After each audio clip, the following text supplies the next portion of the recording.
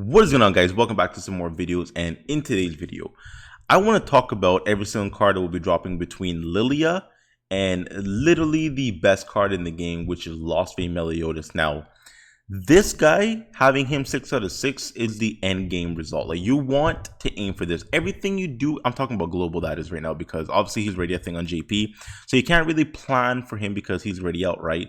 But global, you can plan. Like, we know he's coming, so everything you do between now until he comes should be to pull as many copies as him as possible.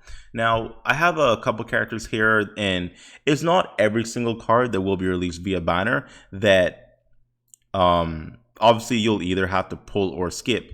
There's quite a few cards, like for example, I guess Red Fat King. I didn't include him. And there's another card, actually, sorry, I want to talk about someone else, which is actually the Skinny Red King.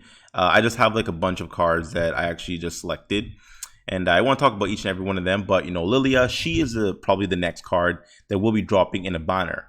And she is probably the last card you really want to go ham for until Lostvayne. Why? She's amazing. She's great.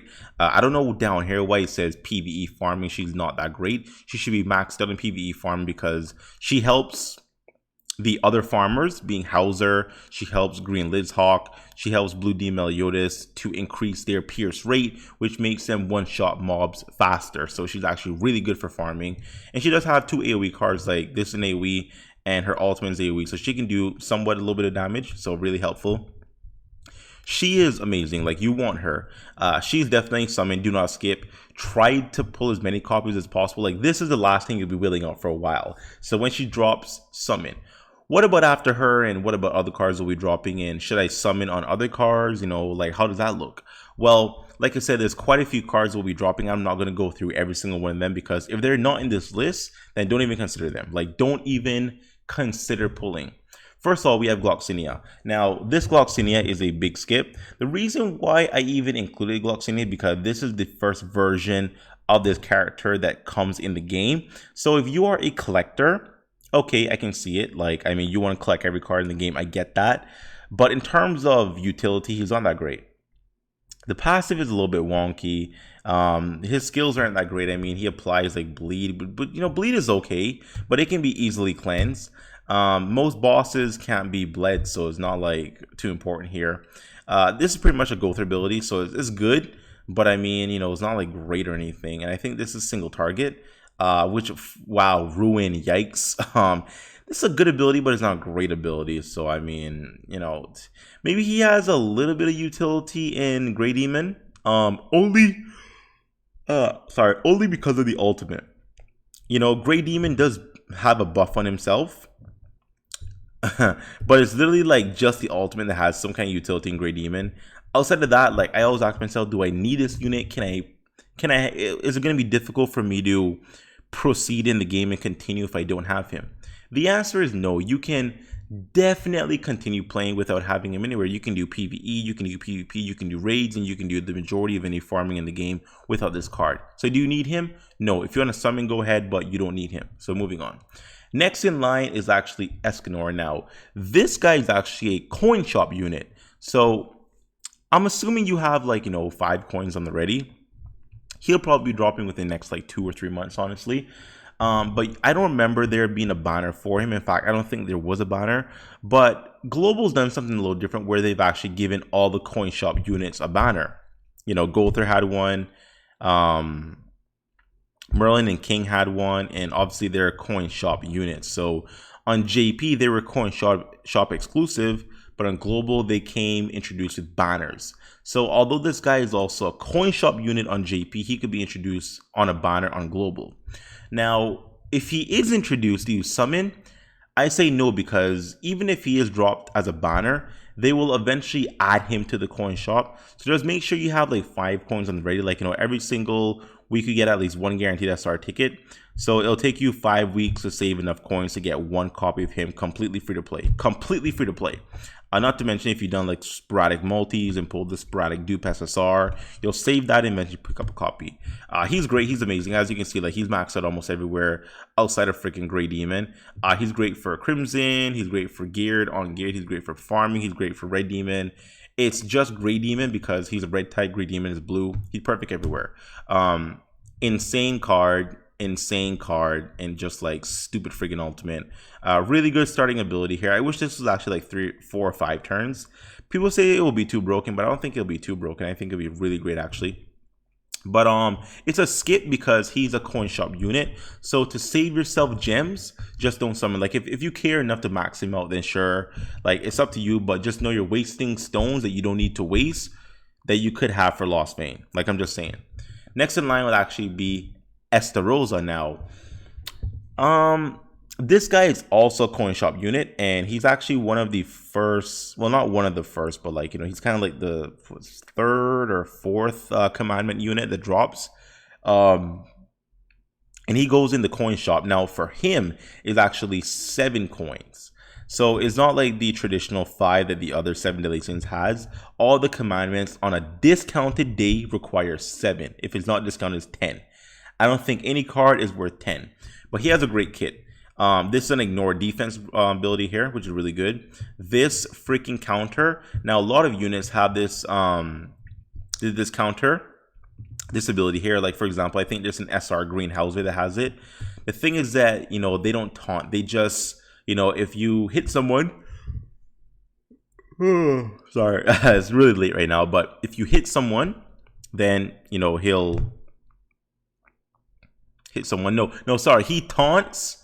So you have to hit him. So you're guaranteed to hit him, which means you're guaranteed to counter. Okay, sorry, I kind of had a little bit of a brain fart there, but this is a really good ability. This is the highest multiplier in the game on a counter. I believe we have, I think it's Blue Fat King. He has it, but it's 400% and not 600%, right? Yeah. So at his level 3 is 400%. It's only for 1 turn. Obviously, he's like a day 1 card, so he's not like amazing. But we go from this to having this guy who adds a taunt on the stance, lasting for 2 turns, and it's 200% more. Like, this does stupid damage. Dumb, stupid, insane damage. The ultimate is broken. You literally take away an entire turn from a team. Like, the multiplier is not that big, but you take away a turn. Like, if you activate this, and let's say any opposing enemy attacks with anything, it will cancel their attack. They lose a turn. You proceed with the ultimate and it's some damage. It's really good. Now, like I said, he's a coin shop unit. Once again, I don't know if they're going to give every single coin shop unit its own banner. If they do, I'm recommending you skip because you can get him from the coin shop. Just got to have 7 coins on the ready on a discount and you can get him for free. Now, if you do want to max out the ultimate, that's a different story. I recommend not because there was actually a double rate banner on JP. I believe it was for New Year's, right? Around New Year's, there was a double rate banner. And I pulled like 4 copies of him with like 300 stones. I mean, I pulled 4 copies of him. Blue King was in the banner. I pulled like 3 copies of Blue King. Like, there's going to be opportunities to pull more copies of the cards in the future. You just have to ask yourself, do I need this guy maxed out right now? You don't. You can still play the game. You can still do raids. You can still do PvP, PvE. He does change the PvP meta a little bit. Like, when he gets introduced, things get a little bit wonky, but not for long. Like, it doesn't last. Like, his taunt becomes really annoying, but it doesn't last long. You know, like he doesn't really have a lot of relevance in JP PvP today. So I think he was released about 3 or 4 months, actually about 4 months ago. Actually, no, it was sometime last year, wasn't it? It was around December, I believe, of last year. So he's actually released a long time ago. So he's been around for a minute. Yeah, he doesn't really see much relevance in terms of like competitive PvP these days. On gear, he's still great, but no one really focused much on gear. Like, it's kind of like a fun mode, to be fair. Next is going to be Diri. Now, in no particular order are these cards in like the correct release date. I just kind of pick cards that are probably the cards you want. Like, you definitely want all these cards, but I kind of want to put into perspective if you should summon or not, and if you should potentially skip, because obviously the prize is the best card in the game, which is Lostvayne. Diri is nuts. She is literally the best nuker in the game. No one, and I literally mean no one, comes close to her damage when she is maxed. What does max mean? Well, she has this where she increases 10% attack every single time she uses a skill up to 10 times. So every time you use one of these, every time you use one of these, she will get an additional 10% attack, which is really good. What's even more insane is that this is factored in as a single individual buff. So you'll get 10 of these, 10 times. Really nuts. She has this where it increases her base stats by 20, 30, and 50%. Sorry, I need to go to bed. It's literally like 1:30 in the morning right now. But her base stats, so that increases HP, defense, and attack. So that's 3 additional buffs. So in a perfect world, you can have upwards of 13 additional self buffs to her, because you have 10 over here, and then you have 3 from this ability. Well, what does that matter? Who cares? This freaking ability here, this ultimate, has Amplify. 30% additional attack per active buff on self. You know what that means? Really, really big PP damage. That's a lot of PP damage right there. You get the additional percentage, obviously. You get more just damage from her attack, and even more over here. Like, it, you know, she hits in the millions. She doesn't crit in the millions. She hits in the freaking millions, bro. Now, once again, do you need her? Is she game breaking? Can you play the game without her? Well, she is a little game breaking in terms of PvE content, but it's not like you can't do that PvE content with other characters. She destroys Red Demon, she destroys Crimson, but we already have units that does both those boss raids relatively well. I mean, perfect, honestly. Like, we have free-to-play characters like the Red Liz Hawk, who destroys both of those raids, actually, both Crimson and Red, to be fair. She does see some play in PvP, and she is quite annoying, you know, but she can be petrified, and you can cleanse the buffs off of her as well with, like, I guess a Fraudrin or something. Like, you know, I get there's like an SR Fraudrin that can cleanse buffs. Hellbrim's ultimate can cleanse buffs. So, you know, like, there's some workarounds. Like, she can be stunned, she can be petrified, she can be cleansed. But she is very, very useful. Like, she is very freaking good. But I mean, once again, like, you know, we want Lostvayne. We want a 6 out of 6 Lostvayne. So you need to stack up as many gems as possible. And I'm going to get to why you should stack up as many gems as possible. So let's get into the next card. Now we're going to be talking about Easton. This card, now you might be wondering, well, how does this card fit in terms of all of these other cards? Because every single card is seemingly better.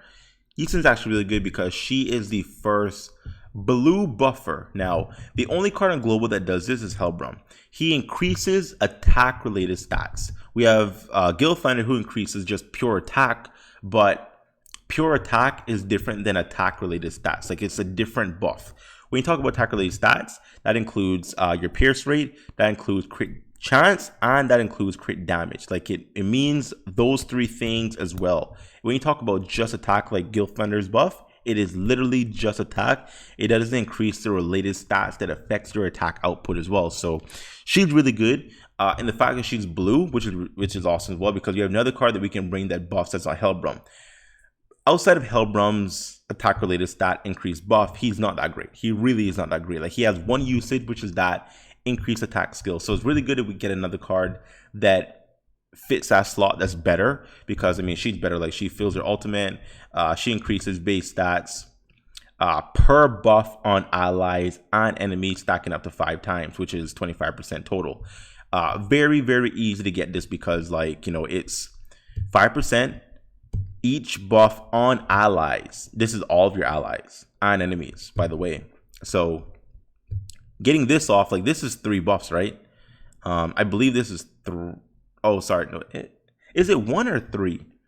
I don't remember, actually. I don't know if this counts as 1 buff or 3. I think it's 1. Yeah, I'm stupid. So she'll always have at least that. And then her ultimate's pretty good, like his spike, 2 times crit damage increase. Her base crit rate is, what is it, 50%, 25%? Okay, so I mean, it's not like she's not really made to do damage. Like, in fact, you might actually want to put HP defense on her, because, like, you kind of want her to survive, but you can build her with attack. Like, I get if you want to build her with attack, like, it makes sense. Now, most units who have this, like, AoE starting card, they either have, like, well, they always have, actually, it's 150, then 150 with an ability, and then 250, or they'll have, like, 100, 150, 250. She has 150, 180, 300. She has a really good AoE multiplier.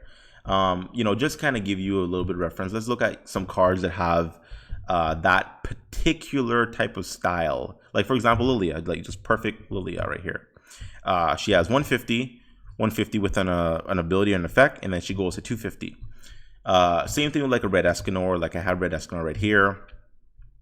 Same thing, 150, 150, 250. So what I'm saying that she has a really good multiplier. Like she gets 50% more damage on her 3-star card. Really good. But once again, do you need her? She game breaking? Is she like super necessary? No.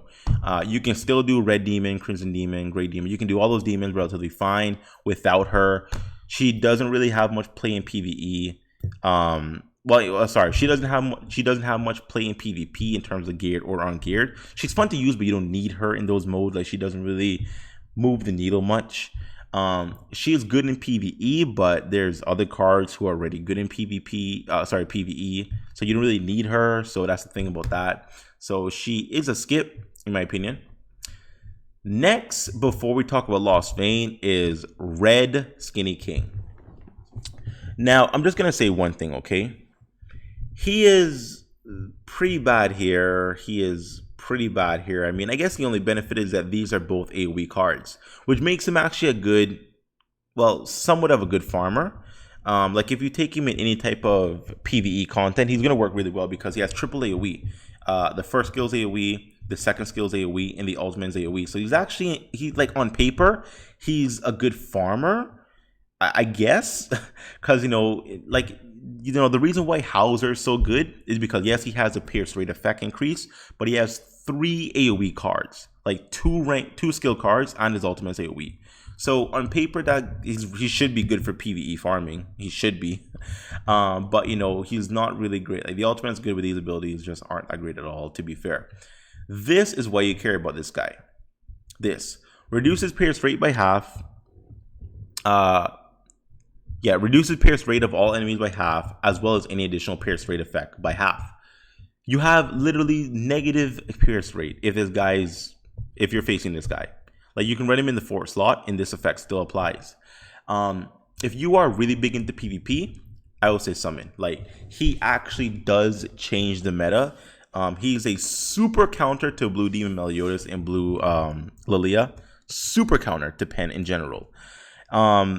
If you don't care much about PvP, if you're not really interested in being very competitive in PvP, skip. Like his only viability is PvP. Now I get, like I said, on paper he's supposed to be good in PvE, but there's so many other options that are better. You really don't want to run this guy for just PvE. There's a lot of other options, to be fair, that are just way better, that has like better effects and like 2 times the increased crit damage. Once again, if you're just like all in PvP, summon. If you're not, then you can it's an easy skip, like an easy freaking skip. Then that leads me to the best card in the game. Now, like I said, this isn't every single card that gets released between Blue Lilia and Lostvayne. I just thought I'd pick some of the most relevant ones. This guy changes everything. He changes everything. He literally runs PvP. Like if you are on JP and you don't have this guy in your PvP team, just don't even do PvP. Like don't even join any matches. Don't even try. Like you're gonna lose everything. Like you're always gonna face the guy because everyone has him, and he'll one-shot you. He'll kill you. This ability here is Escanor's ability, like Green Escanor, how he fills the ultimate gauge. Same thing. This is Green Fat King's ability. He also has this as well, right? Let me actually pull up Green Fat King right here. Here he is. So he has the same ability, inflicts charge and 325 on rank 3. Same thing in Lostvayne. Now, the thing about Lostvayne is that he has a stupidly high chance to crit, really dumb like crit damage, freaking high attack, man, like really good pierce rate. Whereas Fat King, I mean, he has half the pierce rate, damn near 0 chance to crit, and he has like 30% less crit damage, which does matter. Like it does matter. So he's just not great in terms of like comparison to Lostvayne. No one is great if you want to compare Lostvayne. So first skill is crazy, second skill crazy. Ultimate is just like dumb. It's just kind of like why?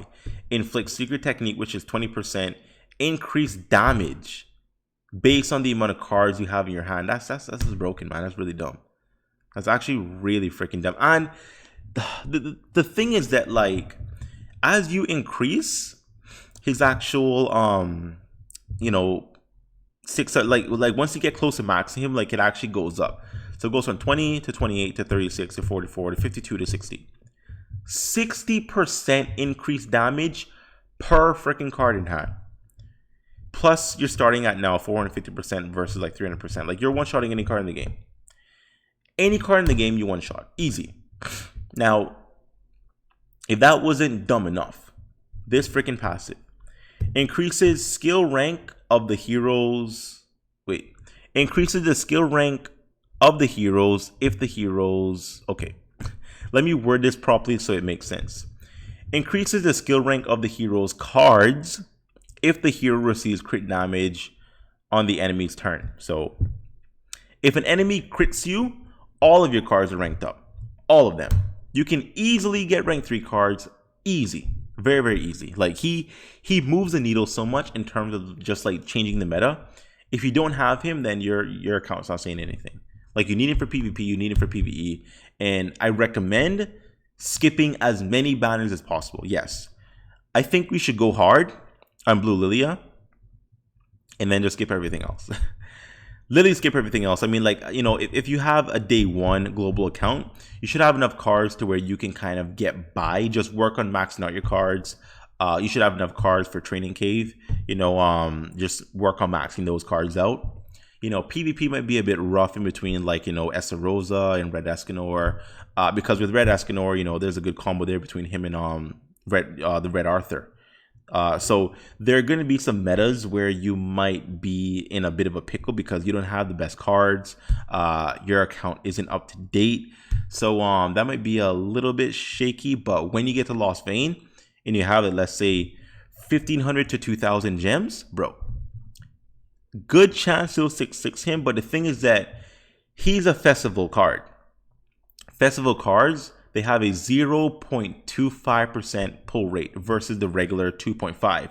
So he has a half, well, you know, they reduced his pull rate by half, which is less chance to pull him. So you need double the amount of gems that you would going into banner to pull this man. Just one copy, much less maxing him out. So I recommend skipping literally everything. Hopefully they kind of rush him. Actually, no, don't rush him, because if you rush him, then he's going to break the game. We actually need better cards to come out before him, so at least global has a chance to counter him somewhat. Because, you know, JP has this issue where although they have the brand new Elizabeth, he is still running everything. He runs all of it. He runs every single match. He runs all of PvE. Like, he's just nuts. So anyways, guys, hope you enjoyed the video. If you did enjoy the video, make sure to leave a like, share, comment down below. If you're not subscribed, make it a thing. Sub to the boy, and I'll see you next time. Bye bye.